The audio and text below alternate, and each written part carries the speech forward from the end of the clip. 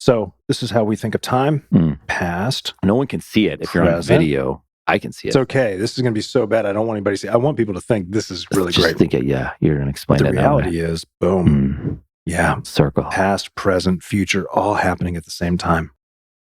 What the hell does that mean? Don't ask questions. Okay, Just accept what I said. Yeah. Just be like, wow, yeah, totally. Be like everybody else in today's society who hears something that sounds smart and just goes, yeah, I don't want them to actually know. I don't know what they're saying. I don't want to look stupid. Yeah. So just take it. Yeah. Just trust me. Time's not a line. It's a circle.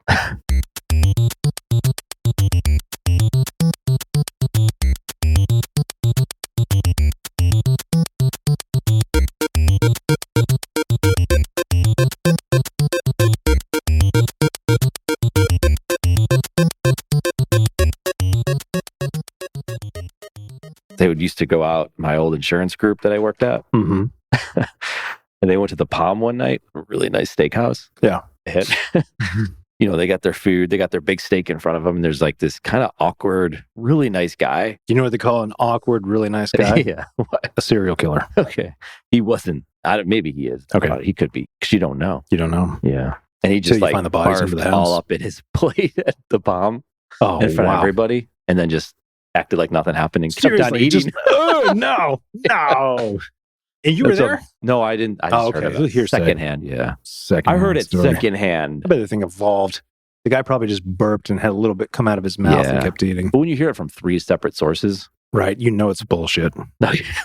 Yeah, because it's like, he had a little dribble. And the next person's like, he had a lot of dribble. The next person's like, he fucking blew chunks. Yeah. And it just kept on going. One of the guys was a really good storyteller. So now, I was lied to.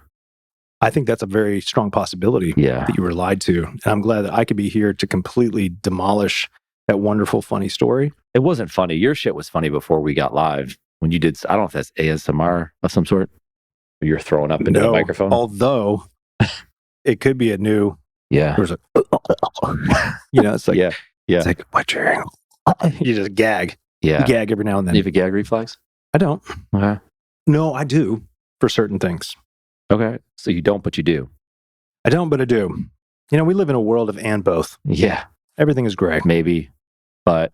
Yeah, but no. Yeah, but no. Yeah. That's a big one. Yeah, but no. We talked about that in one of the shows. Yeah, we did. Let's not rehash. Oh, man. Jeez. I'm crying because we were laughing so hard before we started recording. You can cry because it's been a while. I'm okay with crying. There's no shame in that. Cry because it happened. Yeah. And it's happening. And it will happen again. Yeah. Oh, I like that. Yeah, that's the futurist. Playing it. You like that, don't you? I thought you would. You're very simple, easy to please. Ooh, it's okay. Yeah, that's a passive-aggressive statement. I'm working on my passive-aggressiveness. Yeah. Because I'm very aggressive. I'm trying to... No, what's the word you used before? Compassionately aggressive. Passionately aggressive. It means that I give a fuck and I'm not going to be shy about it because I want you to win.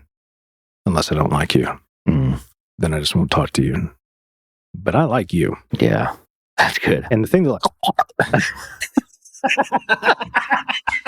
I like when people make themselves laugh. Oh, that's good stuff. Man, I'm simple-minded. Yeah. It's easy. It's pretty dumb. It really is. Yeah. I just string a bunch of words together that sound really smart, but I don't know what I'm talking about. It's a lot like ChatGPT. Yeah. The human version of ChatGPT, except way slower. The human version. That's like... Yeah. I don't know. I don't know what to do with that. Well, maybe there's nothing to do with that. Okay. But I do think we've got a lot to talk about today. We do. I don't even know if this is going to air. The first part probably will. Of course it will. Yeah. It always does. It always does. Yeah. We're not trying to make people think we're something we're not. Yeah. We don't want people to think that we're smart, informed individuals. We want them to know who we are, which is morons pretending that anybody's listening. And you know what? I'm okay with that. Yeah. But we do have people listening. We do. Actually, that's pretty awesome. It is pretty awesome. I love that we have haters. Yeah. Yeah. We talked about this a lot. Yeah. Haters is a sign of real growth. That's the sign of success. Yeah. You're not really succeeding until people hate you. So people call your shit out. Yeah. I like that. But that's great because we don't take any strong positions. So there's not really anything to fight against. I think it's just they don't like us as people. There are people are confused, right? But I think they're headline readers. So they see the title of the show. Right. And that we're truly effortlessly saving the metaverse. Oh, yeah. That's what they got. If it's still there. Yes. The metaverse is that confused? Is that ruin the show? Don't psychoanalyze our great title. Yeah. Because the metaverse could be dead permanently and we would still keep it. What if we're in the metaverse? That's I mean, Wait, man, fuck. I'm just going to go ahead and throw this out here. Yeah. We've beat this idea to death. Yeah. It's time to move on. Okay, I'm sorry. Because if we get too deep, we're going to get depressed. Brain start hurting. Brain hurts. So, brain malfunctions. Have you seen The Flash yet? The movie? No. Okay. I mean, I'm not giving anything away here. Now, that's the multiverse. Space-time continuum. Fuck. Yeah. And you know who explained it the best that I've ever heard of explained?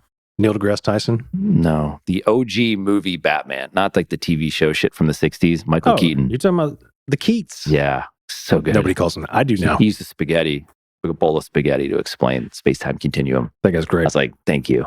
I needed that because I have fucking no idea what's happening here. Because like the future changes, but so does the past. Yeah. You can't just change the future. Everything along that line has to change with it. Look at this. I get to be the guy that draws. It's because, I'm going to do my straight line here. Yeah. So this is how we think of time. Past. No one can see it. If you're on video, I can see it. It's okay. This is going to be so bad. I don't want anybody to see it. I want people to think this is really just great. Think it, yeah. You're going to explain but it. The reality is, boom. Yeah. Circle. Past, present, future, all happening at the same time. What the hell does that mean?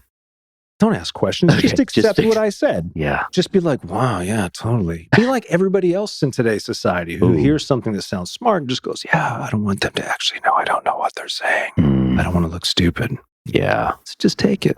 Yeah. Just trust me. Time's not a line.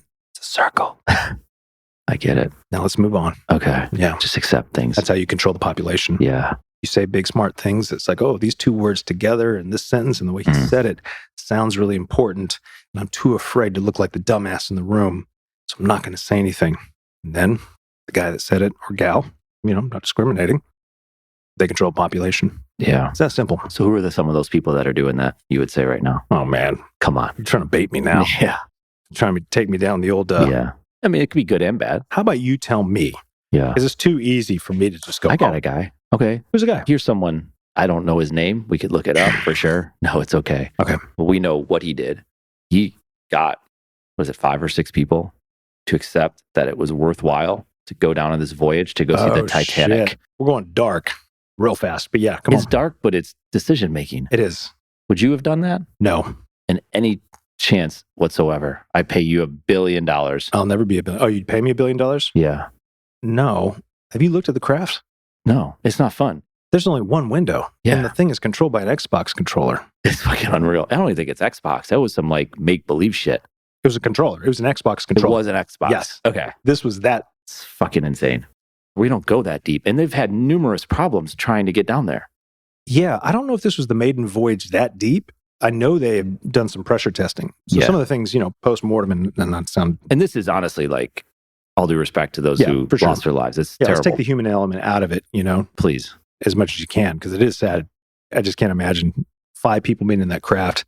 From what they're saying now, and again, it seems to make the most sense, is that the craft imploded fairly quickly. Right. Millisecond, right. And so they weren't sitting there suffering. Right. Because once it implodes, you're done. But yeah, there was just a lot of bad decisions. I was watching a clip of an interview that a guy did from CBS, I think, went and interviewed the CEO of this company who was actually on that craft. This is maybe a year or 2 ago. And he was kind of taking the piss out of him. He's like, that thing seems a little bit shoddy. He was like, well, he goes, well, what kind of certification? He goes, and again, I'm just going off of memory, which is not always great. But the guy's like, well, we don't feel the need to get certified in all these various regulatory things because the guy's clearly like, we don't want government oversight on this, or we don't want to slow down progress. And a lot of it is just ideology. Really what it is we don't want to be told that we can't do this. We don't want to be told that we have to scrap this thing. And so they just chose not to do it. Also made the decision not to hire, like military submarine, I don't know if you call them pilots or captains. I don't know. Again, this is just a spattering of information. Yeah. Of course, hindsight is 2020. But you have people like James Cameron, who was invited to go on a trip there, and he said, no way. This thing is not safe. And he told the guys, like, you need to get certified. The guy wouldn't do it. There was one guy who was supposed to be on that trip who backed out the last minute due to safety concerns. Really? He said they were using industrial piping and talking about the rivets and a number of other things. So he clearly knew this craft is not going to be able to make it. Yeah. Why wouldn't people listen to that though? Right? Like if you're going on it, if like you're getting on a plane and there's another pilot getting on, he's like, I don't want to fly on this plane this day. Guess who's not going on that plane? Yeah. I'm not. Yeah. If the pilot says, nope, not happening. Yeah. I'd be like, I'm joining you. Yeah.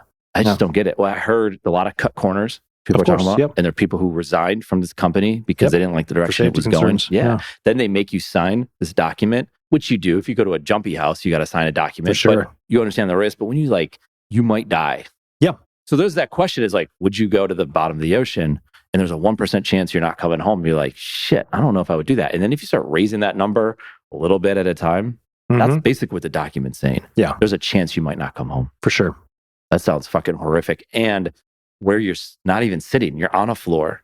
Yeah. You have a Ziploc bag to use for the bathroom. Yeah. Like, And you're fuck outta supposed to here. sit still for 10 hours on the descent. That is a long descent. Yeah. I don't know. To me, it just doesn't. I mean, in one window. I don't get One it. window. Yeah. To me, I'm like, hey, look, at least put some windows on the side. Yeah. So as we're descending, it's some cool shit. So, Yeah. I don't know. What about, so the Coast Guard gets involved. Yep. All these countries are involved. Right. So now we have to go rally all these people together to save this thing that cut corners, that did all this stuff. Now we're putting other people's lives at risk. Well, not really. Because what they were using, they weren't sending people down to the bottom to find this stuff. Okay, with the resources, Oh, sure. time, money, But that's what their job is, man. That's what the Coast Guard does. Search and rescue. save people from stupid shit. That's a big part of their job. They do that Yeah. on a daily basis. Yeah, I get You it. know, if you go out on a fishing vessel off the Carolina coast or in Florida or You whatever can it look might at the be, weather, yeah, you can look at the weather. You can or look you at all didn't. that. Yeah, If your boat just breaks down, right. call the Coast Guard. They'll come haul you in. Yeah, That's their job. That's what they do. yeah. I mean, they do other things as I well. get but it. Search and rescue is a big part of it. And search and rescue isn't always because the boat sank or people are in the water. I mean, that does certainly happen. Sure. A lot of times just the vessel broke down. There's a whole explorer nation. You know, they're out there, they want to explore, and this is a big shot for them to say, fuck, Well, took a big step backwards. I don't say a back stepwards, which is probably more appropriate. it could be. Yeah. These are billionaires. So some of the things that are really weird Yeah. about this is that the justification on cutting corners was to cut costs. These are billionaires. $200,000 is, I mean, they'll spend that in an afternoon. Right? Yeah. It's nothing to them. I don't think they would have mind, spending $500,000 as opposed to $200,000 if safety precautions were a little bit better and tighter. Yeah. And again, we have an inclination to trust. If a company is out there, it's got backing and everything else. And I was talking to my buddy Frank. Frank, I know you're listening to this, so shout out to Frank. But we were talking about this yesterday. And Frank deals with a lot of people, executives in big companies, global companies. And he was talking to one of his clients about this. And the guy said, Frank, you don't understand. For people that have all the money in the world, they're constantly looking for the next great thing they can do that will be a good conversation starter at the dinner table, that will give them that rush. So to go down in a vessel to see the wreckage of the Titanic is not something that most people will ever have the opportunity to do. Yeah. Right? Yeah. So sometimes you throw caution to the wind, especially if this is something that, what a cool experience, what a great story to tell, Yeah. And that makes sense. It certainly does. And anything, if you want something bad enough, you can tell yourself a story that justifies throwing caution to the wind, even if your gut tells you something might be off here. But then you'll immediately try to start finding reasons why your gut is wrong. Like, well, there's no way this vessel or this company would be able to operate and have been able to operate had there not been some oversight, right? Yeah. So a lot of times it's just there's questions you don't know to ask, I assume. Now, the one guy that decided not to go, he understood, like, hey, what's structural integrity?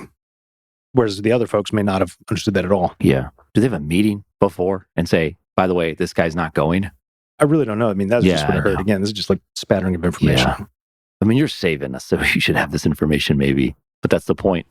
I love how you always bring it back Yeah. around to boost Yeah. my ego because Yeah. you know how fragile I am. Yeah. You were a good co-host. You know who tried to save him? Or saving him at the end? It's Cardi B. You hear what she said? What? So the stepson of the billionaire that was on there Oh, I heard about this went guy. to the Blink-182 concert and said, this is where my family would want me. Cardi B called his ass out. So they have a Twitter spat going. So ridiculous. Cardi B's right. Yeah. I mean, well, what did she say? I was trying to find it, but you keep talking. We'll find Yeah, it. so me She's and Frank fine. were talking about this. We said, look, taking, again, always have to disqualify or qualify here, taking the human element out of it and the loss of life. And this was right before they had announced the debris field had been found. He and I were talking. Mhm. And I said, this sounds terrible. I said, but because these are all billionaires, I mean, what are the family members of these who stand to inherit a lot of this money?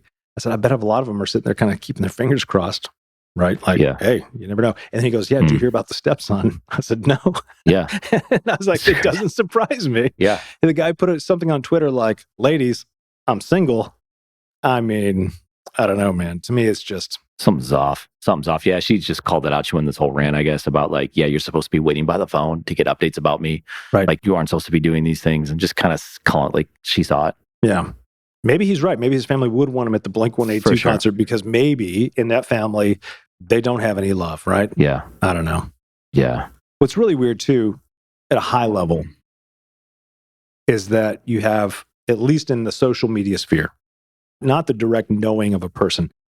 I know plenty of people that are very wealthy, and they're great. You know, no problems.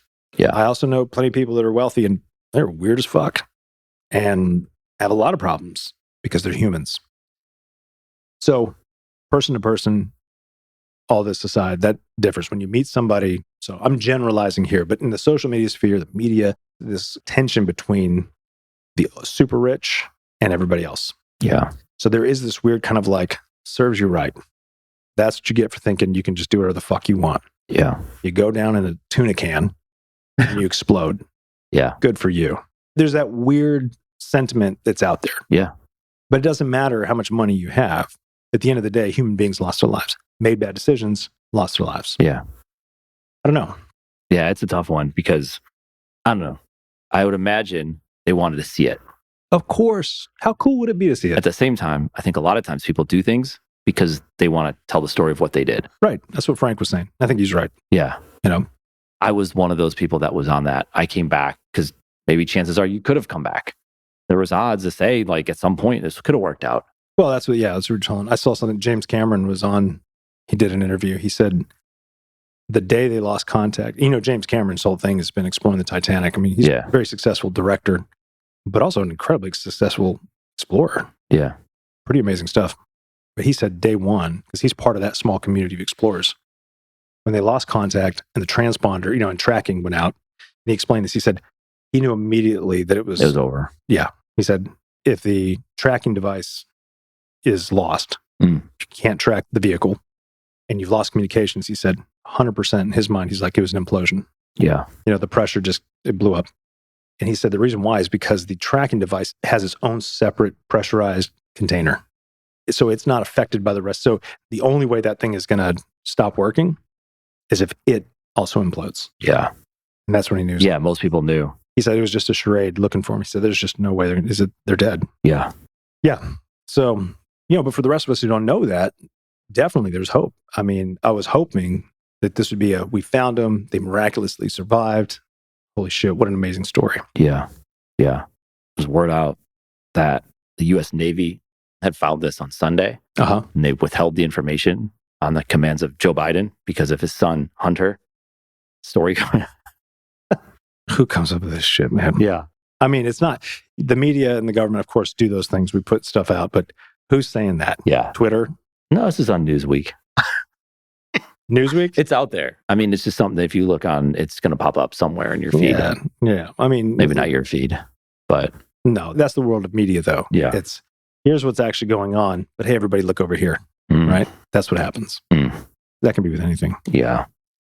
Which kind of brings me to the biggest potential story in all of human history. The entire thing was a distraction. I'm sorry. Yeah. That was a distraction from what? Hunter? Yeah. Yeah, it could be. That's fucked up. It would be fucked up. He gets a little slap on the wrist. Who, that's Hunter? Yeah. Yeah. But it just proves something that we all know, right? It's like, if you've got all the money in the world, law does not apply to you. Yeah. Just doesn't. Yeah. If you fall within the elite and wealthy class, you can buy your way out of just about anything. But not the Titanic submarine. Except that. Yeah. Mother Nature will fuck you every time. Yeah. You can't win. Money can't buy life against Mother Nature. No. Yeah. I could have gotten us a flight out of Charlotte this past week, though. Holy shit. It like rained every day. Yeah. Yeah. Yeah. Let's talk about the weather. That's what you talk about when you got nothing else. Good. We got lots, though. Yeah. So we do have lots. Yeah. It is something to talk about. Okay. But it rained a lot. I'm bringing up here what I think is. I'm sorry. No, it's okay. This is great. Yeah. This is good. Missed this. Yeah. The greatest potential story in all of human history broke 2 weeks ago. The mainstream media is not covering much of it. Do you know what story I'm talking about? I don't. I'm so excited. Did you track anything about David Grusch, the UFO whistleblower? This guy comes out. There was an article in the Debrief that was done by an author named Leslie Kane, who's been on top of this. She was a New York Times writer, very well-respected journalist. And then in this, the UAP, UFO community, and I say community as in people who have been scientifically looking at this and really following this for a long time, she's one of the most well-respected. Broke this story, very detailed. I'll send it to you. Maybe we should put it in the show notes as well for anybody that hasn't heard this.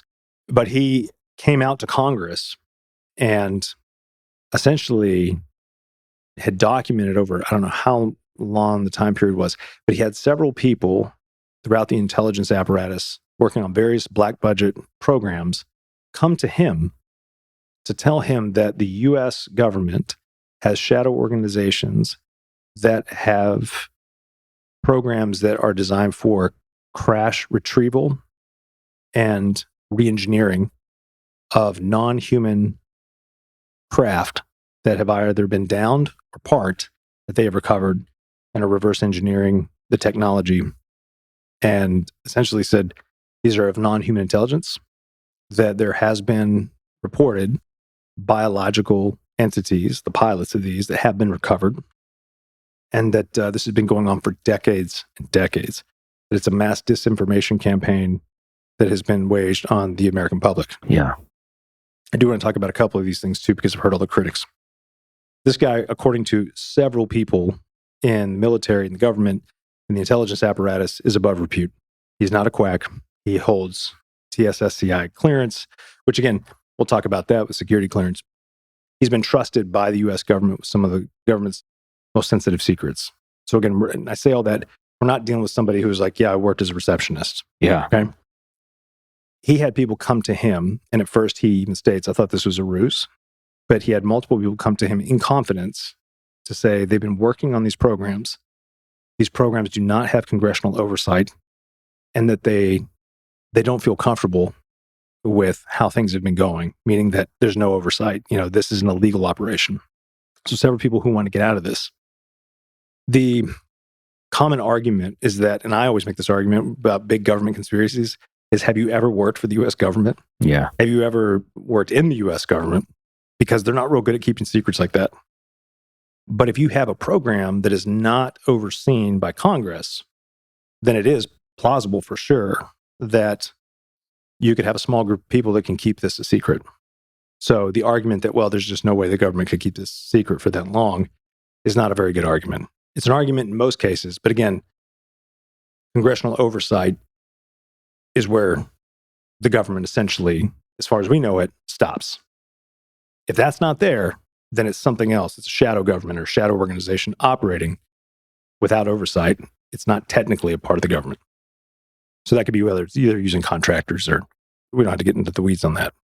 So anyway, he came out and reported this to Congress. Before he did that, though, he helped draft the legislation on the whistleblower protections around UFOs and UAPs. He drafted that because he knew, number one, he was going to come out and talk to Congress and wanted to make sure that he was not going to go to jail, that he was not going to be prosecuted, whatever. Kirsten Sinema and Marco Rubio were the authors of that bill. He wrote it, they signed it, passed it. Then he came out to Congress and said, by the way, and he delivered this report. The Inspector General looked at the report before he ever sent it and said, this is a very legitimate whistleblower concern and it needs to be looked into. The Inspector General of the intelligence community, if I'm getting this right, was representing him in the beginning for the whistleblower claim and then stopped representing him after he had turned it all in, not because of what he did, but because he couldn't, by law, represent him. If I'm getting this right, I'm probably fucking this up. He couldn't represent him since Grusch had also left the military, so he can't represent a civilian. So the Inspector General of the intelligence community leaves his firm so he could directly represent Grusch as a civilian. This is what I'm hearing. I say all this to build a background. This isn't some weirdo quack who's like, right, ooh, I'm going to come up with this great story and throw this thing out here. He's essentially saying that we have been reverse engineering technology. There's been a dark Cold War arms race because other countries have captured this as well, that there are biological entities, non-human. He's not saying that they are extraterrestrial. He said they could be interdimensional. They could be terrestrial, subterrestrial. We don't know because it's been held so deeply under, these programs. Nobody's talking about it. And even inside those programs, just because you work on them, you're not going to know every single thing that's going on. The government's great at compartmentalization. Yeah. So if you have good compartmentalization, and something else people have to understand too, Just because you hold a really high security clearance doesn't mean you know everything. It just means that you have the ability to be read in on various projects. Talk to anybody that holds a top secret security clearance or special access security clearance who's worked in the government for a long time. They don't want to know something that they don't need to know. Because you know what that translates to? Paperwork. Yeah. The more you're read in on, the more paperwork, the more shit you got to deal with. And you can't get away from it. No. If you don't need to know, don't tell me. I'm just going to do my job. Right. Because I don't want to deal with all the paperwork and the bullshit and everything else that comes with it. Just let me do my job. Yeah. So this is what we've got going on right now. Yeah. Mainstream news isn't really picking it up too much. Yeah. But News Nation did a whole interview with him. It's worth watching for sure. There's all sorts of, I just found some articles about it in depth. Yeah. In depth. Like it talks about his service career, 14 years, decorated, a lot of awards. Yeah. I didn't do it justice at all. This guy is. Yeah. We'll put that in the show notes for sure. But if what he's saying, it's now there's going to be congressional hearings about this. The Whistleblower Protection Act was also put into place because he knew several of these people who've been working on these black budget programs that don't have congressional oversight do want to come forward, but they got to have protections. The critique is always, well, this is just hearsay, right? I think this guy's full of it. Again, his pedigree would say otherwise. Or, maybe he's part of a government disinformation campaign saying that there's a big mass disinformation campaign, right? Like going down the rabbit hole there. Sure, all of those things are possible. I think it's unlikely. But the other thing, too, is that people don't understand how clearances work, how compartmentalization works. On top of that, had Grusch seen these things and been firsthand, witness to them, then he would almost certainly be in violation of violating his security clearance and his oath of office. So this guy's not an idiot. He knows that world and what he's allowed to know, what he's allowed to report as secondhand as opposed to firsthand, makes the world of difference in whether or not you are violating the oath that you took, if you are violating your sworn secrecy. So a lot of folks are like, well, if he wasn't the primary person, then I think he's full of shit. I'm like, well, you don't understand really how this works or how the whistleblower protections work. He's coming out not because he believes the American public necessarily needs to know all this. Before he went and did the interview, he got the DOD to sign off on what he was going to talk about. People are like, oh, see, this can't be right. It must be a misinformation campaign by the DOD. Again, if they don't understand how the DOD operates, then it certainly would look like that. But for the DOD, what they're just making sure of is that he is not sharing state secrets, that he is not sharing anything that is currently classified. He can talk about things that even if it's like, hey, the DOD is doing this, and if it's not like I'm showing you documents to say that they're doing this and so on, then they'll clear it. They're just making sure you're not revealing any classified information. Yeah. Because that's what they're going to do. Yeah. Right? They're just like, yep, we signed off on it. That's fine. So he took all the precautions to make sure, number one, he's not revealing classified information. Yeah. He's not violating his oath. He's not violating his clearance, which I'm sure he doesn't have his clearance now. Maybe. Most likely not. Because usually once you leave the military, it's just, that's a whole other thing. But to me, if what he's saying is true, this is the biggest game changer in human history. Yeah. He was definitively saying, we are not alone. Yeah. Back in, this is around the time, what was the date of this? Early May? Late May, I think. No, but that was May and June, what you're talking about? Yeah. In Vegas or somewhere in Nevada, 10-foot creature in the backyard. You saw about that? That came out after. In the local news. Of course, it's not picked up by the national media. Or CNN they have a quick little hit. Yeah. But it's not like mainstream, like you said. Well, sure. It was more mainstream than picking up on David Grusch. For sure. And the reason, I've heard people say this, and I think this makes sense. The reason why that got a little bit more steam is, number one, it's easier for our brains, or at least the belief is, it's easier for our minds as a population to grapple with that and then to easily write it off. 10-foot creature in the backyard, my ass. Yeah. Then to have to sit down and grapple with the fact, here's a guy who's, highly decorated, highest level of clearance, as far as we know, highest level of clearance in the intelligence community, above repute. He had Christopher Mellon, come out and write an entire piece defending him. These are like big, well-known people who have been in this world. The inspector general has left his firm to go represent this guy.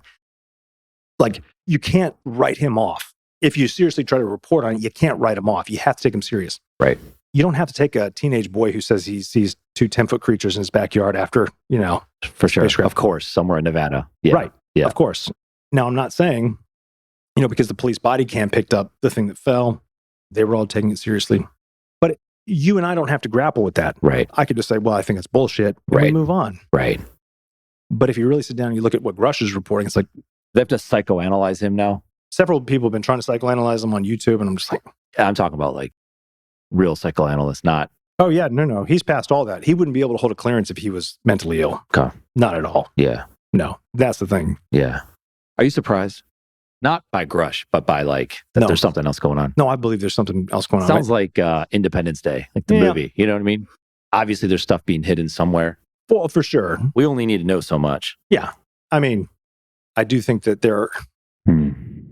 that's a hard one, man. I mean, do I think that the American public needs to know everything that is going on, from a national security standpoint? No. And I say no only because we have built our entire country.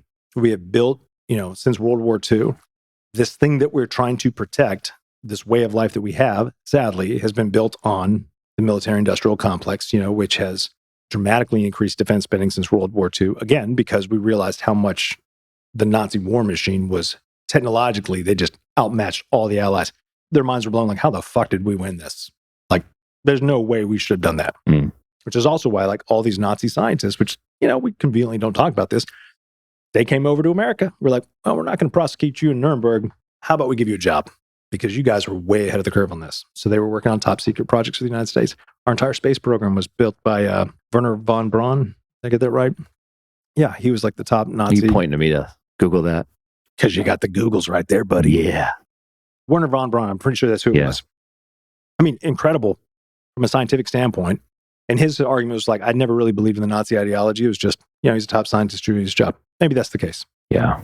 But the point is that once we realized how outgunned we were, technologically inferior we were, the fear of being in that position again was so real. I mean, this is how the field that I operate in, strategic foresight and future studies, that's how it got started. Yeah. It's because of World War II. They're like, all right, we need the weirdos thinking about long-term possibilities that we're not thinking about. Yeah. That's how the RAND Corporation got started. Yeah. Oh, they are, man. Futurists are a weird bunch of people. No, you're saying yourself. Oh, yeah. No. I like that. You got to have a weird way of looking at the world instead of just looking at it just like, oh, okay, well. Question everything. Always. Seek truth. Yeah. Learn how to evaluate information. Yeah. Make sense of things that other people can't make sense of very quickly. Yeah. But you like headlines still. You can dissect a headline, I've noticed. So the headline, you've read it, and you're like, I don't need to read the article because this is shit and whatever. Yeah, I'd taken multiple things that I weighed against. And and most of the time, it's not really worth my time. You're like a computer. What's that? I'm sorry, I'm trying to lighten the mood here. Yeah, I'm like, you're what? like a computer, like you're processing shit. A very slow computer, like a 1960s computer. Yeah, but earlier you said you were like the human equivalent of a GPT. Yeah, just really slow. Okay. So if ChatGPT and a 1960s computer had a baby, it would be me. And it would have a beard. Yeah. Oh, for sure. It would have to. I mean, it has to have something to give it self-esteem. Yeah, no hair. Correct. Yeah. Good for you. So that's what I'm thinking, man. Yeah. I mean, that's some deep shit. Yeah. So I think certain things need to be secure because if you open it all up to think, we've helped to perpetuate an environment of defense all around the world, not just for ourselves, but peer and near peer adversaries have also followed suit in that same way. So if the United States is just like, fuck it, here's everything we're doing. Yeah, no, we don't want to know that. Well, think about how people freaked out when there's a balloon flying across our country. Now that just smells like bullshit. Yes, a balloon. Come on. But it took over everything anyone was talking about. For sure. But why don't you see what else was going on during that time too? Well, what else? Tell me. Like a balloon is not a real good story. The submarine, for sure, that's like a real human tragedy story. Right. But a balloon from China? Yeah. The point is, though, once we see what's happening and then we freak out, the collective we. Yeah, for a second. Not you and me. I don't know. Like certain things, and again, I don't know. My suspicion with the whole Chinese balloon was like, I certainly could see that was, I believe it's a Chinese balloon. Or it's a balloon that, could be attributed to China. I mean, all of us spy on each other all the time. We spy on our allies and our allies spy on us. Yeah. It's the world we live in.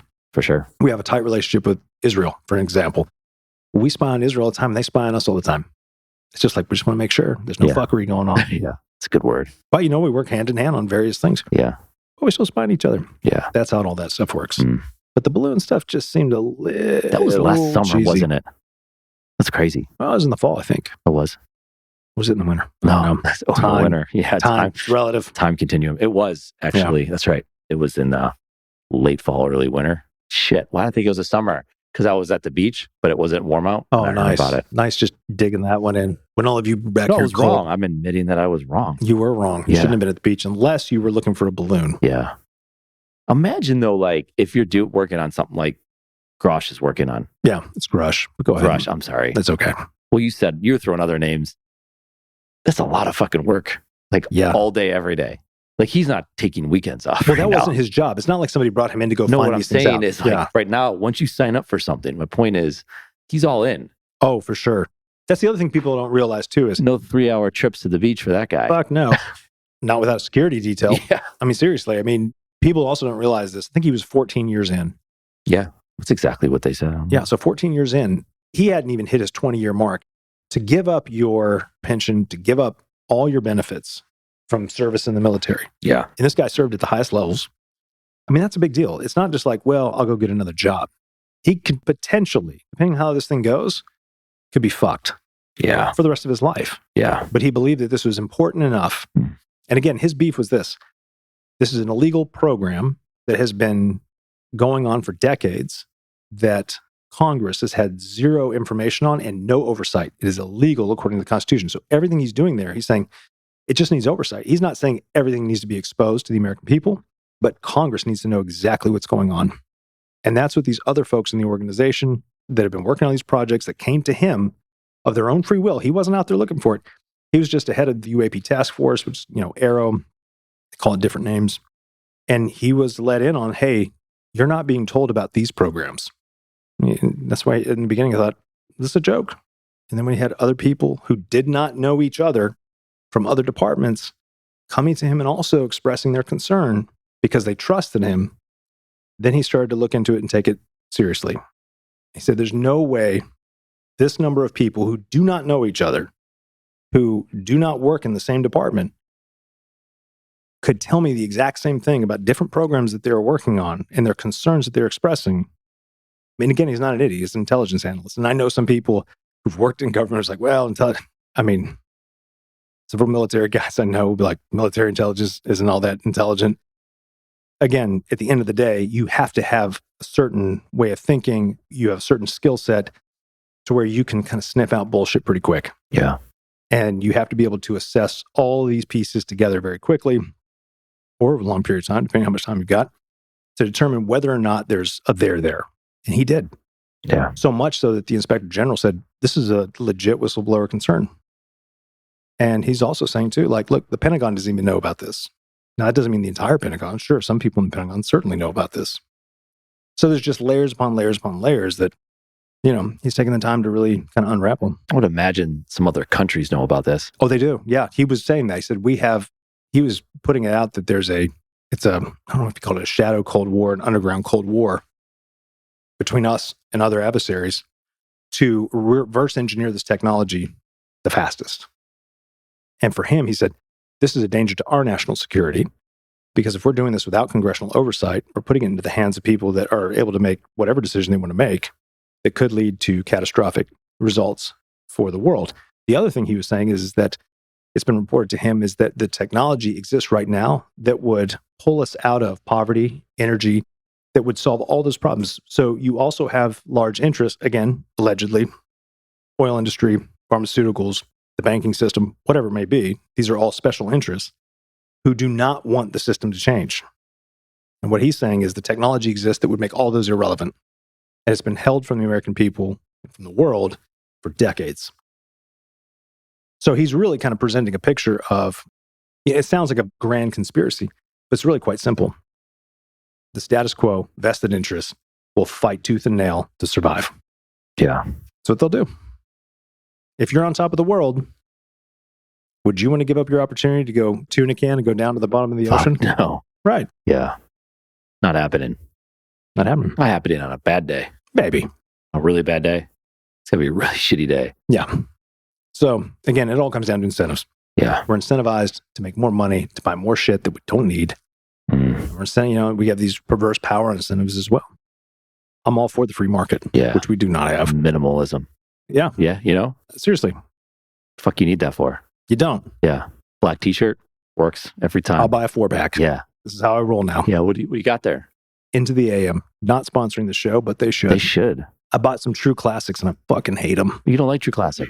Quality is so inconsistent. Like I might get one out of the pack. I'm like, this is good. Put another one. I'm like, this is it's shit. Totally different. And I'm like, I'm not going to pay this much money into the AM. Discount codes. It's consistent. into the AM. Okay. Mm-hmm. Got it from Amazon. Yeah. Oh, is that their company? Into the AM? Could be. It's a stupid name, but it could be their company. AM, Amazon. And Amazon makes really stupid advertisements and very bad branding. Oh, it's terrible. Oh, they're the worst. Yeah. You see those Amazon commercials like, this sucks. It makes no sense. It doesn't matter because they just sell everything. Yeah, Bezos is like, I don't care. Do whatever you want to. I'm Jeff Bezos. Yeah. You're going to still buy from me no matter how shitty my ads are. Crazy how much they own the market. That guy is extraterrestrial, no doubt. Think so? Yeah, of course. You know so. Yeah, you've been fucking up late reading some shit. Good for you. I find this stuff really fascinating. Clearly. No, it's not making fun. I'm sorry. Well, no. Don't get defensive. It goes back to something I've said before, right? That one of the biggest advantages, and this happened to me when I was in my graduate program for strategic foresight and future studies, is that I learned very quickly how much I don't know, how much I never will know, and then how much of a strategic advantage that is for me as a person. The fact that you know you don't know. Yeah. It means that I never stop learning. So if somebody feeds to me a definite narrative, the immediate thing I think is like, bullshit. Yeah. Maybe you're right. Yeah. But I'm not going to just believe you. Yeah. Show me the data. Show me the evidence. Matter of factness doesn't work with you. No. It kind of goes back, and I'm not going to go down the COVID rabbit hole here, but it's sad because, it's like this whole thing I was like, well, I represent the science, or this is what the science says, or the science is clear. And I'm thinking, you're a scientist, but you're talking about science as religion, not as what science is, which science is a continuous process of new information and challenging ideas and developing new hypotheses based on things that have changed in the environment. It's an ongoing, it's a living process. It's not a, well, we all agree, boom, it's done. Science is settled. Mm-hmm. Anybody that says the science is settled is a fucking idiot. Yeah. Because I'm like, well, you don't know the definition of science. It's basically it. So to me, we're being force-fed a bunch of narratives. And again, don't fall for stupid conspiracy theories either of some other jackass giving you a matter-of-fact narrative like, oh, these things are connected and look at my crazy whiteboard and all this shit here. Don't do that either. If you really want to understand something, do the research yourself. And people like to pick that one apart. Oh, do the research. Who's got time for that? Yeah, if you don't have time, then shut the fuck up. Yeah. Don't be so like, oh, this is what's going on. Really? Yeah. Show me. Yeah, you can never take anything that you think you know, but not actually read about it, learn about it, listen, talk to people. How would you fucking know? We qualify all of our statements that are like, hey, this is what I think is going on based on no fact at all. I've not done the research. Here's my gut instinct. But the TikTok clip of, say, a minute or 90 seconds that leaves out that little, we need a disclaimer, because they think these two fucking knuckleheads. Let them think what they want to think. We'll just feed into absolutely. Yeah. That pulls them in. Yeah. See, then we're doing exactly what we're critique on. Yeah. I mean, you just created a whole podcast of 25 minutes. Yeah. On that topic. We create a whole podcast and you talk about ETs or sub-Ts. That was fucking mind-blowing when you said that. Shit. There's all kinds of categories. There's extraterrestrial, intraterrestrial. Like that. And I think that's the one that's about they've always been here. They didn't come from another planet. They live on this planet. They live in a different dimension. So we can only see in 3 dimensions, but maybe they live in the 4th or 5th dimension. That's the Flash, the 4th dimension shit like that. Yeah. Or is that 4D when you can Yeah. When the sound, the smell, the water. I'm sorry. Who knows? I mean, I'm being a knucklehead today. You're being really serious. Oh, yeah. But again, a lot of the stuff that's coming out of my mouth could just be horse shit. So you should go research it. Yeah. Yeah. But again, and I'm speaking, and I wouldn't say high level, because a high level means I know all the low level stuff and I'm going to simplify it. Yeah. I'm speaking at a spattering of information. But you know some shit. Yeah. I've been tracking on this for a while. But you're not what do you think about the word expert? I don't know. I mean, expert kind of has a finality to it. Yeah. Again, the thing that I dislike about the idea of an expert is there was trust the experts. I'm like, trust the experts, but don't stop there. Yeah. I have no reason to not trust the experts. What people tend to do when they say that, especially when around COVID, is like, oh, well, trust the experts. Well, the experts fucked it up royally, and the experts fuck it up royally all the time. So good. So I don't stop at the experts. I want to know what the experts are saying. I have no reason to think that they're wrong, but I'm not just going to take what they're saying hook, line, and sinker. Yeah. Say, okay, well, I'm going to think critically about this. Yeah. Especially if the experts are showing inconsistency on a regular basis. And you got me. I'm talking about fucking Fauci. I told you from week 2, when Trump was still in office, I said, that guy's got to go. Yeah. You don't lie to the American people, admit it, and then get praised for it. That's when I was just like, I'm sorry. I do not trust you. Now if you said, hey, I was wrong, and you have some humility about it, cool. You've got my trust. Yeah. So anyway, I don't want to go down the rabbit hole because I have no love for that. No, I know. But you brought up COVID 2 times and went hard at it. We're going to get that blue thing on Spotify. Good. That's good. They all got fired, though. If you look at Cuomo on CNN, Don Lemon, and your guy Fauci, all three of them were like some of the biggest proponents of, they were so excited that COVID happened. And I always said, CNN's biggest mistake they've ever made, because I think their CEO just got fired too, right? Because their ratings suck. Yeah, and they sucked before they brought the new CEO. Because they fucking got Trump out of office. I don't know, man. I think it's just all of mass media in that sense is just going downhill. But that was their ticket, because anything he said or did was their top story. For sure. And I don't give a shit what side of the political spectrum you're on.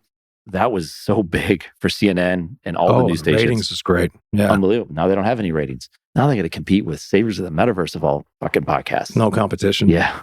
So good. No competition. Yeah, we'd have been fired a long time ago if we worked for a big... Which is why we don't work for anybody. That's right. We work for us. We work for the people. I like that. So if people want to find... No, we don't work for the people because they can cancel us. No, work for yourself. I work for myself. Yeah. I have to talk to my own echo chamber, my own backyard office. Your own dimension. I'm going to do it. Yeah. Your own server. My own server. Yeah. I like that. Yeah. Yeah, Discord and get you a server. I like it. Yeah. You should. Okay. Yeah. Done. That's how you do it now. Midjourney, you fucked around with that? Not AI? yet. Shit, that's crazy stuff.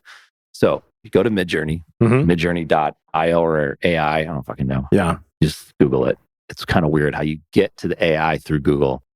They got Google Bard. It's another story. Then you go to Midjourney, you sign up for an account, you got to pay. Okay.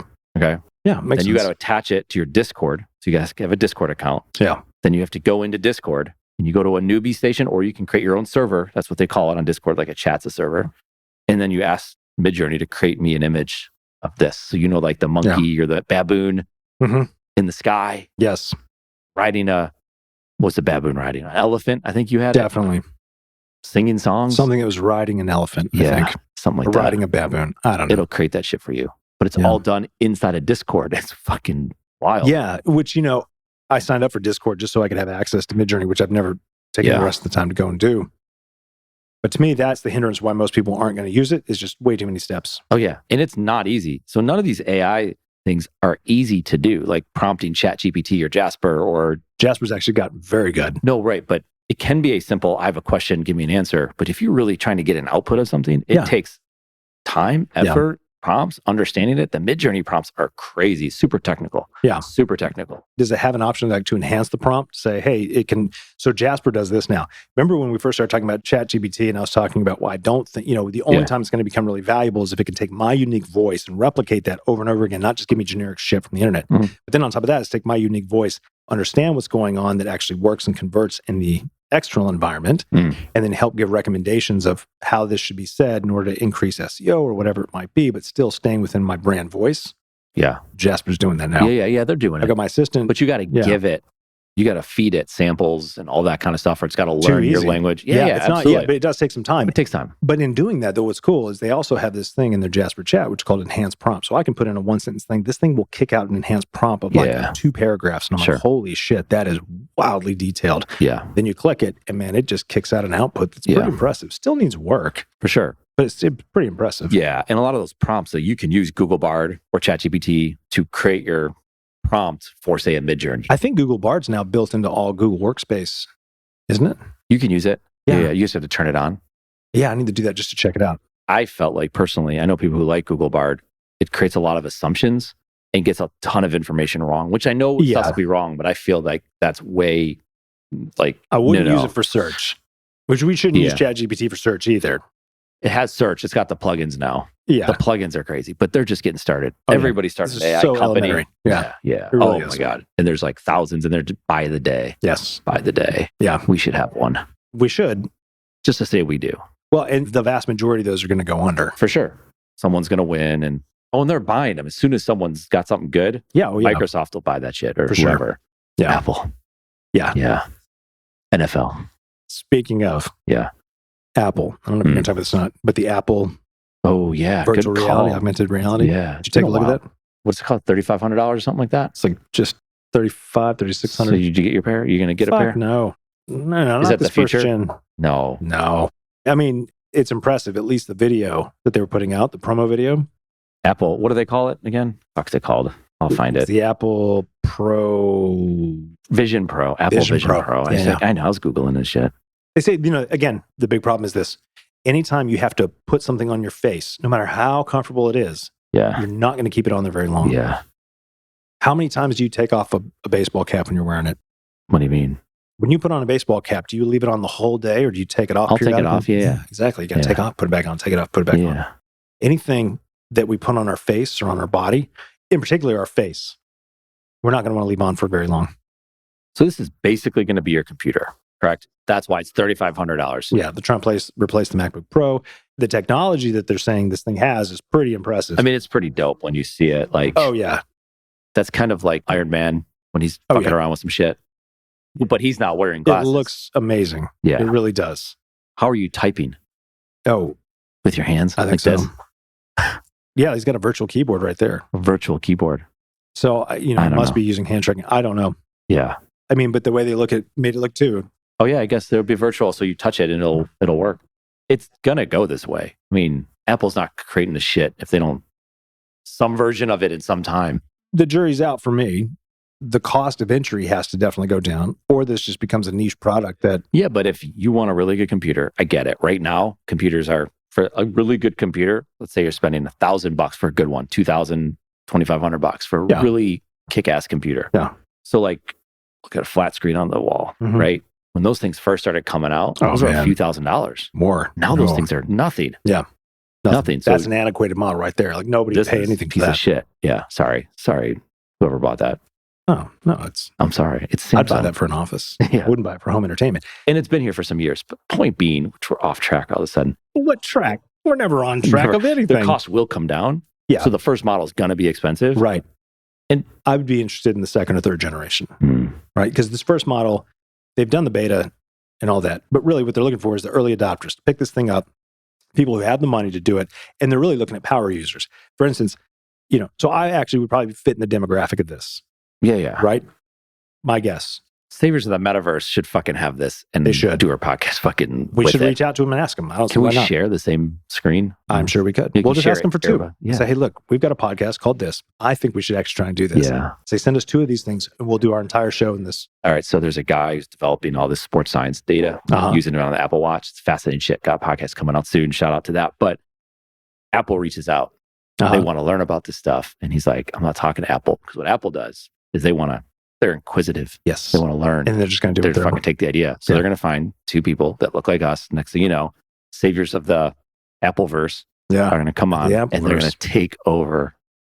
They're going to try to take over. Yeah. Attempted coup. Yeah. Of sorts. It's not going to work, but they're going to try it. Yeah. And that's what they're after. This whole thing is to take down our podcast. Somehow. I like the way you're thinking. That definitely makes us feel really important. It does. Yeah. But yeah, I use the MacBook Pro. They're, I guess they're M1. So it's not the most expensive. Like I didn't get like all the extra billionaires versions. But but the device itself is designed for creators. So like if you need a lot of memory, a lot of storage if you're, in the speed rendering high definition videos. So if you're creating and doing all of that. Yeah. Yeah. So now again, compared to somebody who gets paid to edit video, I'm a piece of shit. Yeah. Because I do it for myself and for my own business and things like that. I got the Air. Yeah. But it's not the same as like the MacBook Pro, I like the M1 or the M2. I got the M2 Air.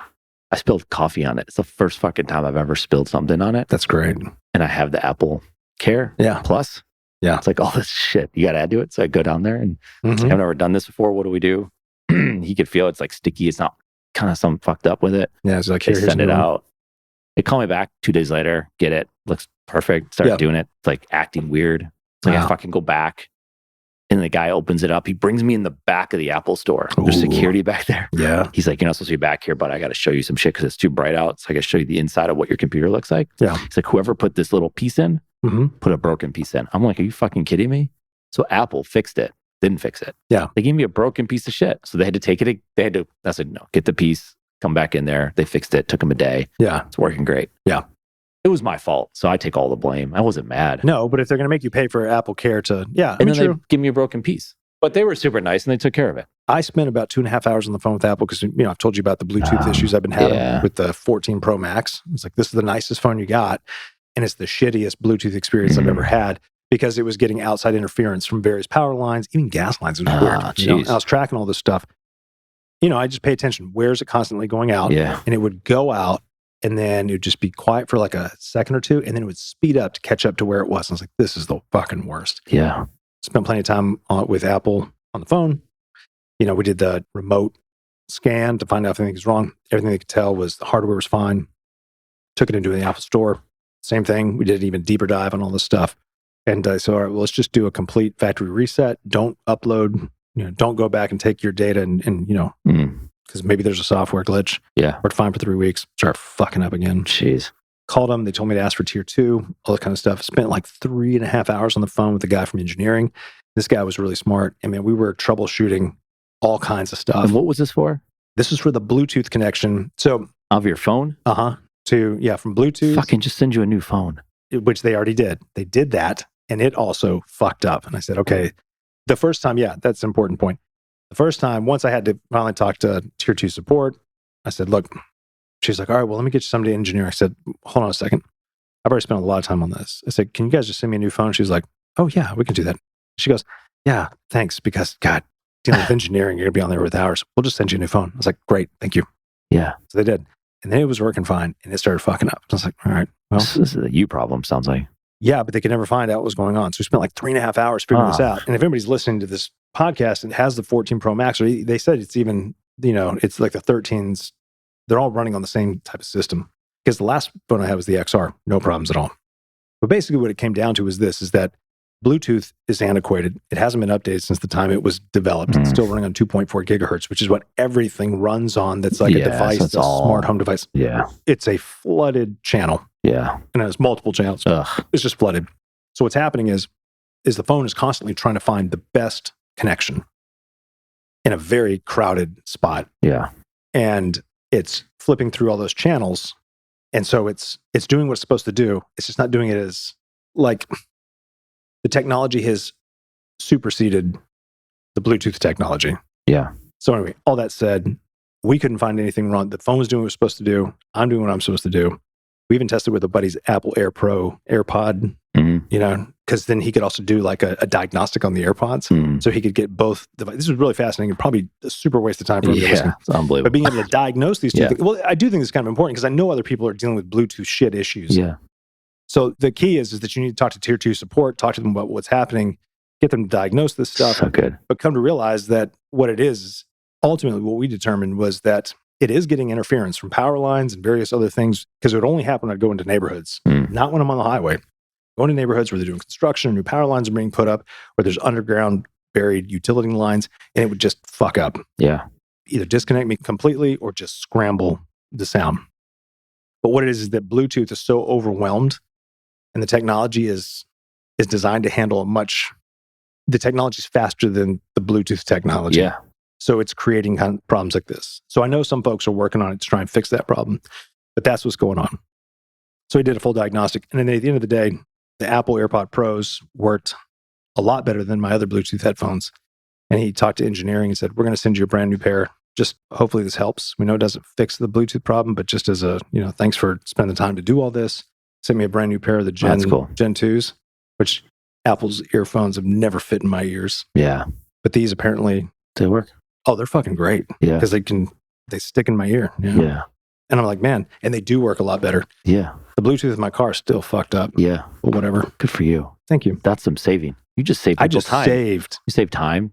And I helped to solve a problem. You could have saved, I don't want to go as far as a life, but like, because someone was going to spend all that time on the phone. Yep. And they're going to be mindlessly cutting their vegetables. Most people don't have the time to cut their vegetables. No, they do. But they miscut their vegetables because they're so frustrated. Get off the vegetables. No, I'm sorry. But people should eat more vegetables. They're cutting their steak before they want to cook it. I don't know why the fuck you do that. Whatever. And they're not going to do that. Just save their life. I did. I'm like, hey, look, don't waste your time troubleshooting all the basic stuff. Because I always want to start you with, all right, well, disconnect the Bluetooth, reconnect it. Like, yeah. I've done all that stuff. I knew all those things. That's like go see The Flash. You'll see where I'm getting at. Yeah. You've been referencing The Flash quite a bit. It's good stuff. Do you want to go into multiverse? No, I don't. But this is the Jared show. I've just come to realize. I know. Gas lines is interesting, though. You said gas lines. That was the weirdest thing. I got a gas line at my house, and I was going to hook up the grill to it. So I go buy the grill. Which grill? I just got a new grill. Well, like the first grill I got was a Weber grill. Right? It's a good one. Not top of the line. It's a good one. Gas, right through the house, whatever. Yeah. So I called the company, the plumbing company, to come out to install it. Because I was looking at them like, There's your first problem right there. A plumbing company deals with water, not gas. no, they do gas. Jesus. I know. That's what you think. No. I just. But they're like, I get it. That's your way. You should have called us too. Yeah. So because I was looking at how to do it, I actually posted on Reddit. And once I was like, I just wanted to make sure that I wasn't stupid and like this isn't some easy hookup. And people were like, no, don't blow up your house. Anyway, totally don't good. fuck with gas. I'm not fucking with gas. And I never wanted to. I just wanted to make sure that there wasn't. No, I get it. Gas company comes up, grill costs, let's say $550, right? Yeah. Gas line company comes out. How much do you think they want to charge me to hook up the grill? $650. Something like that. Yeah. I was like, nah, get the fuck out of here. Yeah. There's just no fucking way. And the reason prices have gone up is that couple in Valentine that blew up their house, 2 doctors, and apparently they had been like trying to cut corners, going back to that. And the gas companies are always freaked out because whoever touched the gas line last, it's their problem. Yeah. And if sure enough, they cut corners, outdoor kitchen, gas lines everywhere, fucking blew up the whole house. They both died. Fucking crazy. So I was like, I get it. I'm going to go get some fucking propane. I'm going to return this grill. I'm like, I don't fucking need that. I used to have a gas line at my old house, but that was some years ago. Yeah. I don't fuck with that. I just have propane tanks. That's it. I turn that shit off. Yeah. Take it to the grocery store, swap it out for another one. We're good to go. I mean, we have a gas line. It's capped. It's good. It's protected. But so that made me think of that. And then you said Apple, which made me think of Messi. You paying attention to that shit? What? So Messi, the soccer player, like the biggest soccer player, Argentina World Cup champion. So he plays overseas. He's thinking about Saudi Arabia is going to go pay for him like all sorts of money. I haven't been tracking, but anyway, he signs with the MLS. Okay. So one of the reasons they did it is they're going to give him ownership of the team, and Apple is going to give him, like, because the subscribers are going to go up, he's going to get a percentage share of all the subscriptions that they get. Shut up. Yeah, what a crazy. deal. Yeah. Oh my God. Yeah. Wow. And it's not like huge right now, but he comes here, it's changed shit. So like we have tickets to Charlotte FC, the MLS team here. We have good seats. So my son was playing soccer. We want to sit where the goalie was. So we're pretty low and they're not that expensive. Like for season tickets and shit, not expensive at all. Yeah. So if I wanted to sell, there's a game, I think Saturday. If I wanted to sell it, let's say it's a nice night, good seats.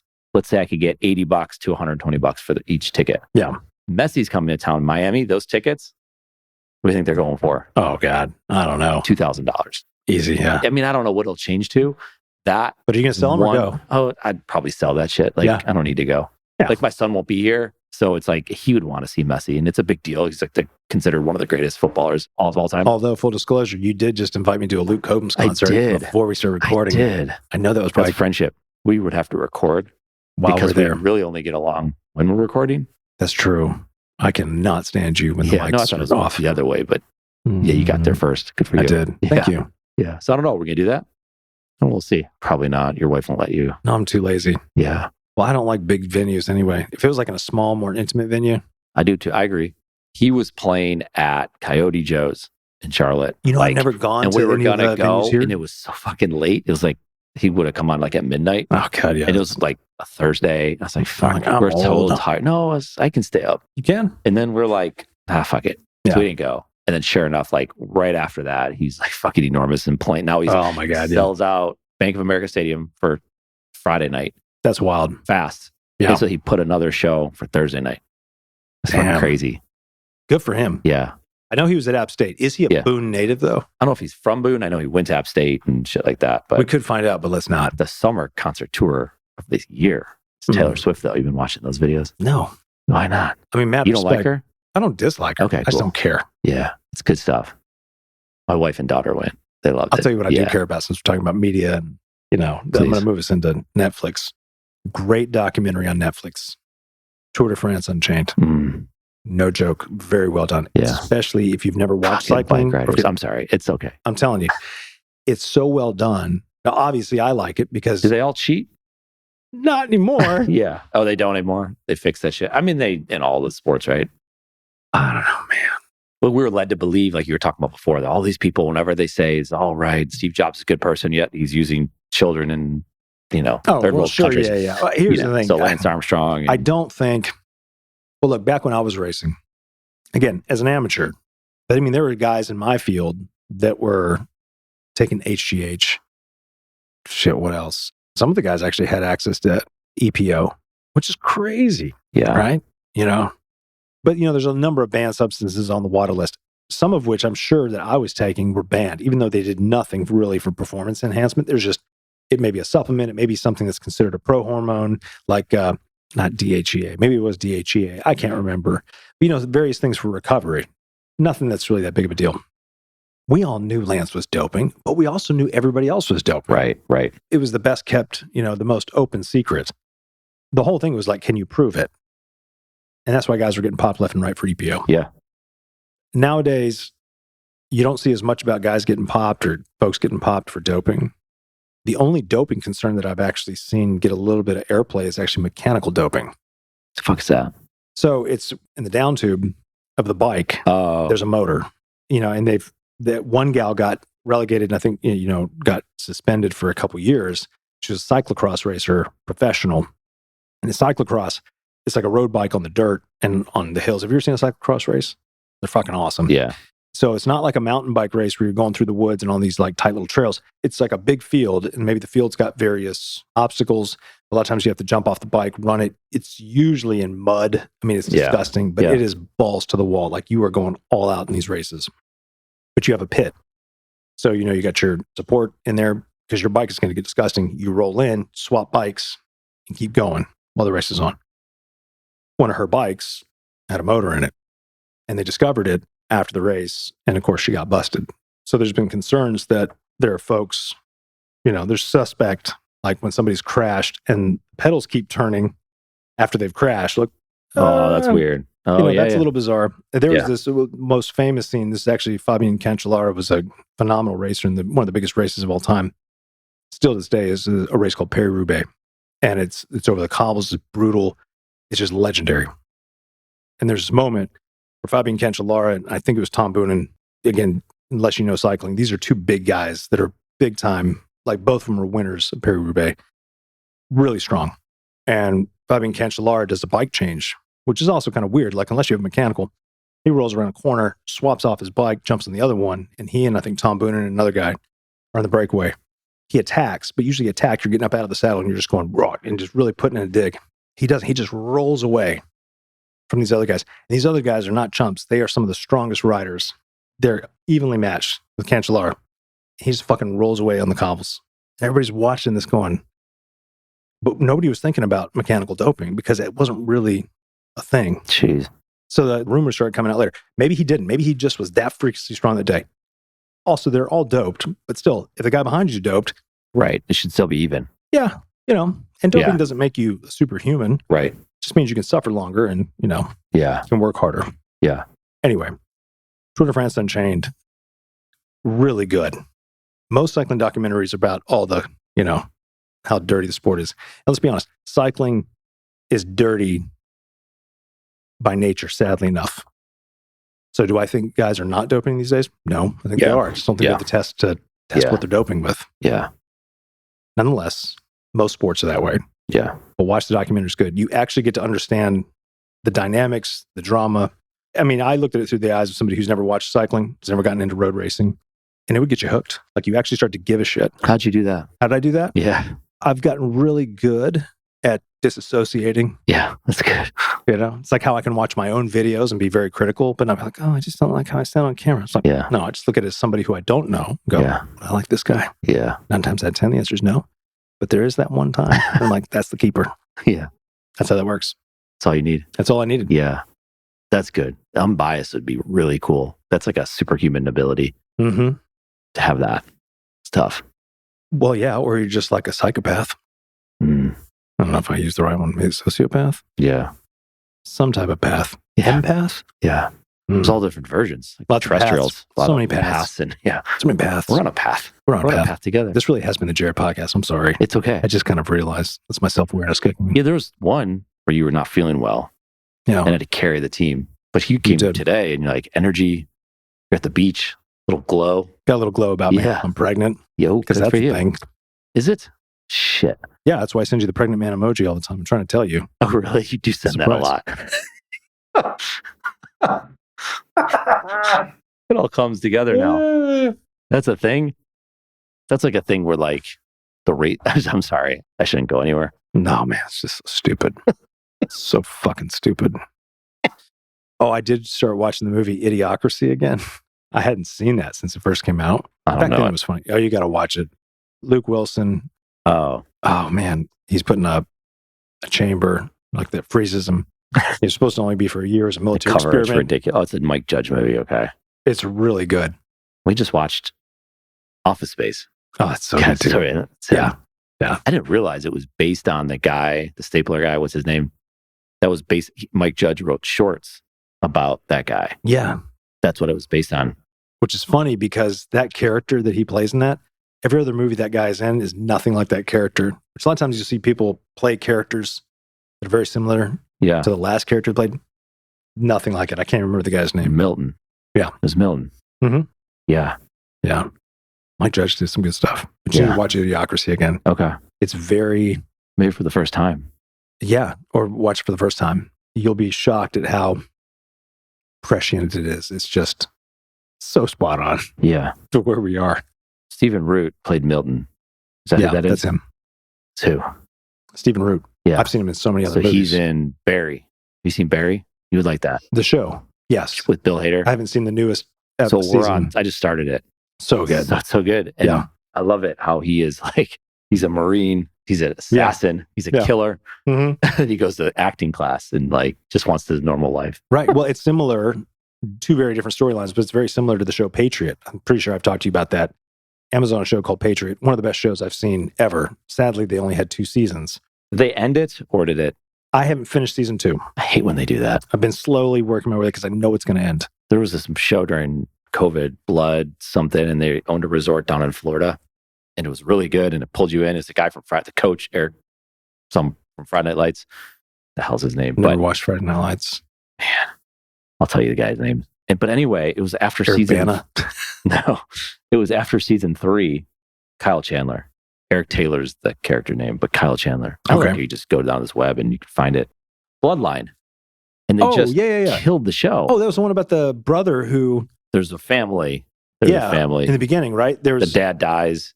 But wasn't the brother in jail convicted for a murder that he didn't do or something? Something like that. Is that what it was? But then they just end the show. That had several seasons. 3 seasons. But what I'm saying is the show never had no conclusion. No conclusion. So once I heard it, you're like, come on. Although I think it'd be kind of cool for like more stories could be written and then they end with the cliffhanger. Yeah. And it might be like in the middle or it could be a short story. Right. And it's up to you. Yeah. It's called what? Fan fiction. Yeah. It's called fan fiction. Okay. I'm sorry. Yeah. Fucking get with the times, bro. Yeah. Jeez. I just poked my eye. But fan fiction. Yeah. Oh, yeah, dude. You don't ever see it. You don't see a lot of fan fiction, though. You have a fucking answer for everything. Jeez. Yeah, man. It's how I protect myself. But that's like child type stuff. They do it for adults, too. What, having an answer for everything? Fanfiction.net. Yeah. Oh, it's got a .net. It's like choose your own adventure. Yeah, choose your own adventure books are great. Yeah. That's a lot like what Foresight is. You're creating multiple pathways to the future, and you get to choose which one you want to go down. Ooh, 50 Shades of Grey was fan fiction? I didn't know that, but I'm not surprised. Modern fan fiction. It was written as fan fiction for the Twilight series of books and movies and played off the character of Bella and Edward. No idea. Yeah. It's wild. People come up with some fascinating storylines. What about postmodern fan fiction? Oh, yeah. Postmodernism. Where nothing means nothing. Yeah. Postmodernism is like, it's not good, right? We're not fans of that. No. Okay, cool. Not really. I just want to make sure. I'm not a fan of postmodernism. I don't care enough. I think it's more of, I respect it as an intellectual thought process. I'm like, okay, interesting. But it's when an ideology invades real life in such a way that it tries to forcefully insert itself in everybody else's life, whether that's postmodern thought, which is what, like a lot of the woke debates are about. Yeah, broad skepticism. Ugh, that's disgusting. Well, it's just like it's making broad general assumptions about various things, and then nothing ever concludes because that would go against the ideology. Yeah. Things are all inconclusive. That's ridiculous. It's the same with like religious ideologies. You try to force a religious ideology. I mean, postmodernism in the way that it's been pushed these days is definitely a religion.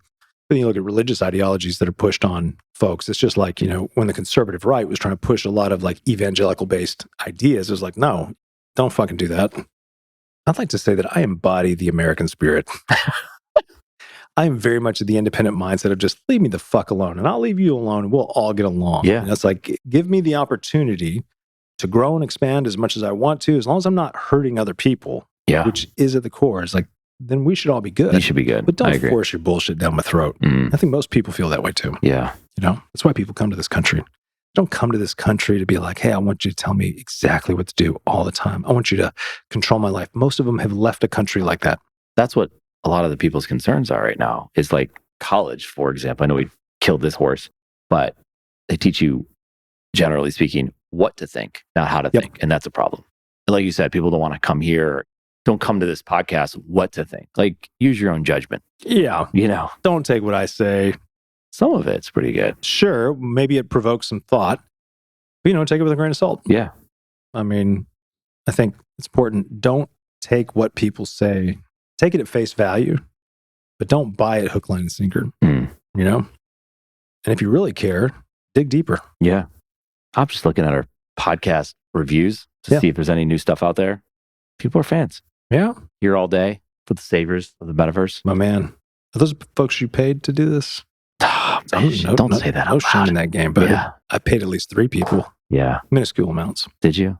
No. God. Too lazy. Listen to these guys. Love this show. I love that. I love that too. Now we should, on the other side of it, I don't know. Can you have TikTok on an iPad? Probably. Let's find out. It's going to start playing though. And Chinese company. They're everywhere. You have to sign in. I can't get to my phone. Yeah. Your phone is recording you right now. It's okay. What other stuff do we have on this docket? There's so many things that have happened. Oh, yeah. There's a lot. I mean, we've covered a lot of ground. We did. Yeah. Let's see. You know what's cool? What? You're on LinkedIn. I am. You don't use it a lot. I will be again soon. We just got a whole new content calendar put together. Okay. Be careful. Okay. Be careful. LinkedIn Lunatics. It's a subreddit and literally has enormous following. So what they do is they grab LinkedIn posts that are like, I guess you could say cringeworthy. Oh, and that's they majority. Yeah. Oh, I got to see this. It's amazing. Now. Yeah. Yeah. You just got to hop in there. I mean, they'll screenshot it. 20 unspoken rules for men. Never shake a hand when sitting down. Protect who is behind you. And then like number 9 is always aim for the head. What the fuck? Yeah. And then there's 206 comments and people are, this motherfucker eating up the rain and the sunshine. Like he says something about, he says something, whether is dinner, is drinks or both. He said weather. He spelled weather. Like the weather? Like, yeah. Fucking dumbass. Yeah. But again, there's just an enormous following. They have, I don't know if I can tell. Yeah, there you go. 300. I want to see some of the posts that they're ripping into because I wonder if I know who some of these folks are. Over 300,000 followers.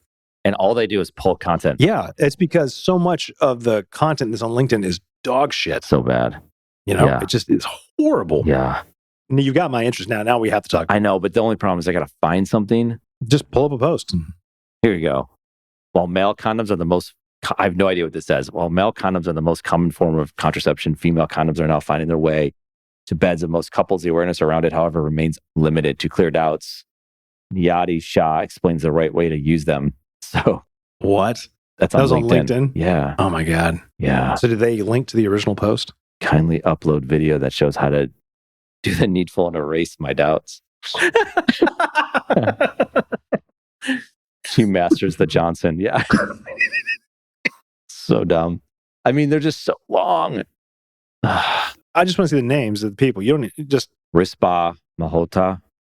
Yeah, I was 23 years old and blah, blah, blah. And I'm so famous now. And he's got 200 something comments on here. People just ripping him. Is that in Reddit or that? This is true. Why can't they understand that LinkedIn is a professional networking platform, not a personal diary? Yeah. What does FFS mean? Fuck for sure, something like that. They will share anything and everything, thinking they are celebrities. LMAO. Yeah. Yeah. Yeah. Yeah. LinkedIn's gotten bad in that. Dude, you don't know this guy? The famous guy with the multi-million-dollar ideas who runs proposing to a bunch of chicks all the time. Like, and so it's funny though. That's LinkedIn. It's all got some toxicity. Yeah, I'm going to, of course, start posting stuff again. But the goal, it's taken, I think, like 2 years off now.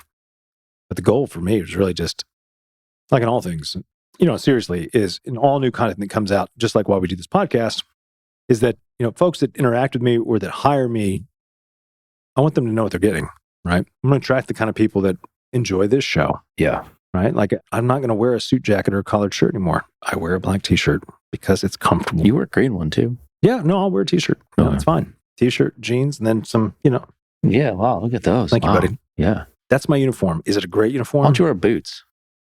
Summer. Too heavy.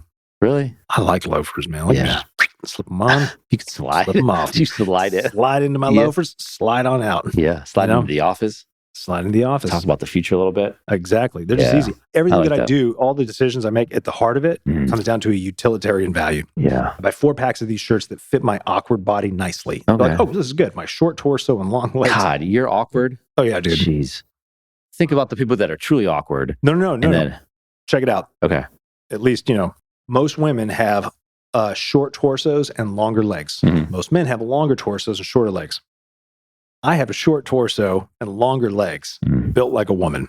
My wife, on the other hand, has a long torso. She has long legs. She's 5'10", but shorter, comparative. So I'm taller than her when we're standing side by side. But if we sit down, she's taller than me. It's very bizarre. That's interesting. But I have a strange shaped body like that. Yeah. And so it's always been hard for me to find shirts, pants. Like I don't fall into a normal size. So this is a medium, but it's fitted. So I'm like, okay, that works. Whereas before, if I just put on just a regular medium, it's going to be way too small. Or a large looks like I'm wearing a bag. I'm like, this does not feel good. Yeah. So you don't wear a bag. I wear like a 33, but there's like 32s and 34s. I don't know. Yeah. Anyway, this is great talking about my wardrobe. Last question. We can keep going if you want. Why not? You're talking about decision making. Let's do it. And it's very easy to make decisions. So you go to the grocery store, Harris Teeter, Publix, what have you. You're ready to check out. Overpriced. You're probably, it's definitely overpriced. Fuck. That's an economy question and supply and demand and supply chain. Jeez. Okay. Yeah. You're checking out. Your total price is $140.26. And the cashier says to you, would you like to round up? Yeah. I was asked, what for? Okay. 100% of the time, if they go, if it's supporting some, like a military, charity, I'm like, yeah, of course. Okay. But I want them to tell me, like, do you know what you're asking me to round up for? I almost always say, yeah, sure. Round up. I mean, why not? Yeah. Okay. Sometimes, if you're just having fun, it's like, what percentage of this actually goes to the... But again, that's like such an old school way of thinking, because if you really think about a good nonprofit, to say that, the percentage of the proceeds, like the vast majority of the money that comes in goes to the people that need it, like that's a good thing for sure. But the best nonprofits that I've seen are run like for-profit businesses. Yeah, but these aren't Harris Teeter, Publix, or Kroger, I guess. Oh, I know. I'm just sailing off. They're getting the write-off. Harris Teeter and Publix is getting the write-off? Well, they're donating the money. No, I'm donating the money. Yeah, but I would have to I guess you're right. Yeah, because I'm buying. Not that. So they're doing it as a business decision, and then they get to tout that we donated all this money, but you didn't. I get it. They're matching it. Interesting. So at the end of the day, here's the thing I would say possibly is the charity, the organization, the 501c3 on the back end of it is getting something from it. So that's a good thing. For sure. If they truly do, is it truly going to charity? I don't know. There's so many questions in it. Look at you. Yeah. Conspiracy. Oh, I don't know what to do with that. Yeah. What do you see back there? I don't know. No, back behind me because you were looking. Oh, there's a big dark clouds rolling in. Take a look at that. Yeah. Oh, wow. I'm just saying, I thought we were done with this rain, but I think we might get ourselves a NATO. Little NATO. That's a short for tornado. NATO. NADO. Yeah, man, we had a big old NATO come through. Why did you just say tornado? There's this show we were just watching, and the guy was simplifying every word and just doing just like you just did it. It's like You're unnecessary. Good. You could be an actor. Thank you. I've been waiting for somebody to say that. The podcast. That's the aim. To get Jared started in an acting This career. is my body of work. These are my headshots. Yeah. Yeah. Yeah, I like that. You have a portfolio. I do now. Yeah. Get that. I do now. By the time this is out, I'm going to have it all in a folio. What would you just write down there in your folio? I don't know. I'm illiterate. You don't want to talk about it. It didn't work. Credit card upcharges. Like what? We were just down in Florida. My brother-in-law included me to this. So a lot of these places, you go out like restaurants. Apparently now, restaurants, on top of the gratuity they may add to your party, they're adding a sometimes 5 to 7% credit card usage fee. So because you're paying with a credit card, they're tacking an extra 5 to 7% onto the bill. What the fuck? Yeah. And everybody's doing it. No, everyone's using a credit card too. Right. It's like, oh, I'm sorry, are we inconveniencing you? Yeah. With this credit card fee? Why 5 to 7? Because typically 1 to 3 max. 1 to 3. 1 to 3 point. Because they're making money plus off 29 cents. So immediately I was like, how the fuck is that legal? And my brother-in-law told me, he said, well, Everybody's doing it, so nobody's really questioning it. But it would be itemized. It's supposed to be, yeah. Yeah. Yeah, you'd see it. You would have to. For sure. Can't just ghost it in there. Yeah, no. That would be some shit. That'd be super shitty. But if I see it on a bill, and I need to research this to find out how legal is this, because sometimes it's as simple as, oh, well, if the customer requests that it be taken off, they can just take it off. Because then in that, there's all kinds of dumb shit like that out there. So then I'll just say, take that off, please. Yeah. And fuck your gratuity. You're 18%. I was going to give you 20. Now you're getting 10. No, I would never do that. Yeah. Yeah. Certain cultures, certain people don't tip. That's weird. Well, no, it's not. I mean, the sad thing is... It's not weird, or... What's weird is that we're being asked to tip for every fucking thing now. Oh, no, that's different. I'm talking about when you're normal tipping. Yeah. For instance, like I was at Chop the other day, and it's so subtle. Like, oh, yeah. Well, it's not subtle. But again, like I'm ordering my food. They're making my food. I go up to pay for it. And then, I'm paying for it and it says, would you like to add a tip? It starts with 20%, 25, 35. Yeah, First of all, I'm thinking, tip for what? I'm going to bust my own table. You're not doing shit but punching buttons and taking my credit card. So, yeah. But I was like, it's tough. But I was like, $2, whatever. Right. Oh, okay. Here we go. Yeah, no, I get it. So like at Chipotle, it's not an option when you check out. You can add a tip and you can put it in the tip jar. Yeah. And I know this because my son's worked at these places. Smash Burger he worked at, it comes up on the screen. Yes. That's what most the tip is there. Yeah. And then you see, like... You're like, oh, am I going to be the dick? And then the questions go through your mind. Are they going to see that if I don't tip and they're going to spit in my burger? So he sees it and he can see what people tipped. Yeah. Yeah. And that's fucked up. You shouldn't be able to do that. But it should be done. Like, I think people are working hard because they're not paying them enough. I worked in restaurants in college. Yeah. I was a server. And I had to work for my tips. And you could have a great night of tips, but I worked for it. It wasn't because I was just fucking standing there. Yeah. You're like, your table's ready. But there's other people involved with that. And that's the problem. So my son would get mad when the person, like, let's say someone greeted the customer when they walked into the restaurant. Mm-hmm. If they didn't do anything, if they just like, just like, why am I fucking here type of thing. Right. They get mad because it's like, shit, now you're going to affect his experience and now everyone's going to lose out. So the person making the burger, let's say he's the happiest go lucky person out there. He doesn't get that benefit of maybe the food's really good. Yeah. But his tips depend on the people on the front end seeing it. So you're a team. It's a team effort. Yeah. Sometimes. I think some of the beef there would be that, oh man, now I've got to split some of my tips with the hostess. Because, the hostess would always get like a percentage. No, I'm talking about like off one of those fast food restaurants you're talking about when you get in the line. Yeah, okay. So you're not really having a long-term experience with the person. Think about the person who's chopping your chicken at Chopped in the back, who's just carving that shit up exactly the way you like it. Yeah. But you get to meet this person who just fucking hates their job. And you're like, fuck this place. Like, throw my food at me. Yeah. Okay. So here's my rebuttal to that, right? So this really falls back on the business. Like, pay your people more. Like for servers, and I'm thinking about sit-down restaurants. We would get paid, I think it was like $1.75 was our that's when you're a true waiter, waitress. Damn right. So I know what that's like. And I crushed it and had great tips. Yeah. But you had to work for those tips. So you could have an awesome night, Sure. raking in a couple $100. Okay. And this was back when I was in college. That's a big deal for a college kid. Yeah. Our paychecks we just really didn't care about. We're like, we get those. Right. But the tips is what we worked for. Right.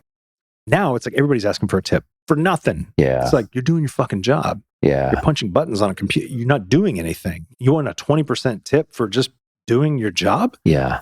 But it's not even in restaurants anymore. You get tips for like buying a product in a store. Yeah. Would you like to add a tip? Yeah. And I'm like, for what?